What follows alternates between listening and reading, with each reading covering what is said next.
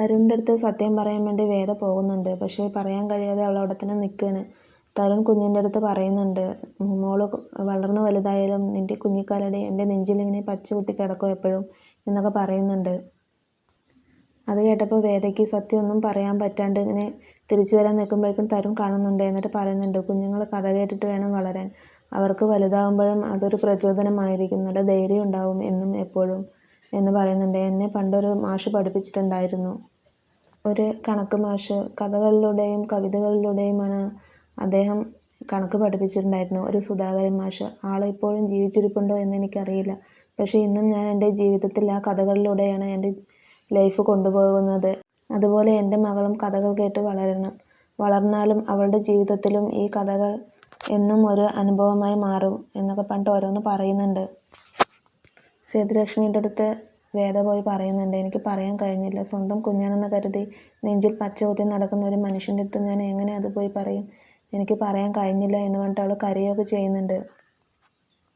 കുഞ്ഞിനെയും കൂട്ടി വേദയും സേതുലക്ഷ്മിയും കൂടി ചെക്കപ്പിന് വേണ്ടി ഹോസ്പിറ്റലിലേക്ക് പോകുന്നുണ്ട്. ഹോസ്പിറ്റലിൽ പോകുമ്പോഴും ഡോക്ടർ പറയുന്നുണ്ട്, ഇനിയും പറയാതിരിക്കുന്നത് ശരിയല്ല. ഒരു കുഞ്ഞിൻ്റെ പാദം നെഞ്ചിൽ പച്ച കുത്തിയ ഒരു മനുഷ്യന് ആ കുഞ്ഞിനോട് എത്രത്തോളം അറ്റാച്ച്മെൻ്റ് ഉണ്ടാവും.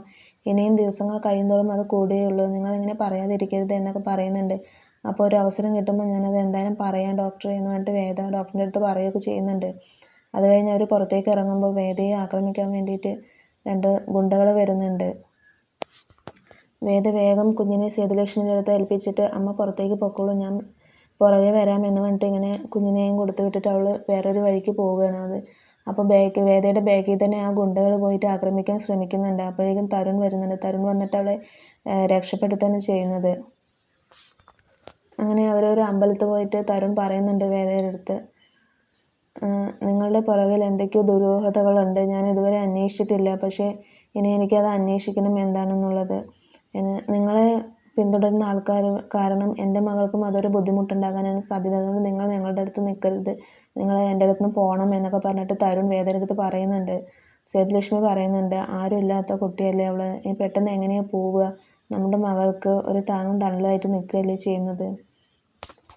ഒരു അമ്മയുടെ സാന്നിധ്യമാണ് നമ്മുടെ കുഞ്ഞിന് ആവശ്യം. അതുകൊണ്ട് നിന്നോട്ടെ. നമ്മളുടെ അടുത്ത് അഭയം തേടി വന്നവരെ നമ്മൾ ഒരിക്കലും അത് നൽകാതിരിക്കരുത് എന്നൊക്കെ പറഞ്ഞിട്ട് ഓരോന്ന് പറഞ്ഞ് മനസ്സിലാക്കുന്നുണ്ട് സേതുലക്ഷ്മി തരുണിൻ്റെ അടുത്ത്. തരുൺ പറയുന്നുണ്ട്, എൻ്റെ മകൾക്ക് പിന്നീട് അതൊരു പ്രശ്നമായി മാറില്ലേ അമ്മേ, അതുകൊണ്ടല്ലേ ഞാൻ ഇങ്ങനെയൊക്കെ പറയുന്നത് എന്ന് ചോദിക്കുന്നുണ്ട്. അപ്പോൾ അങ്ങനെയല്ല, നമ്മളാണ് അവർക്ക് ഇപ്പോൾ സംരക്ഷണം കൊടുക്കേണ്ടത് വേദയ്ക്ക്.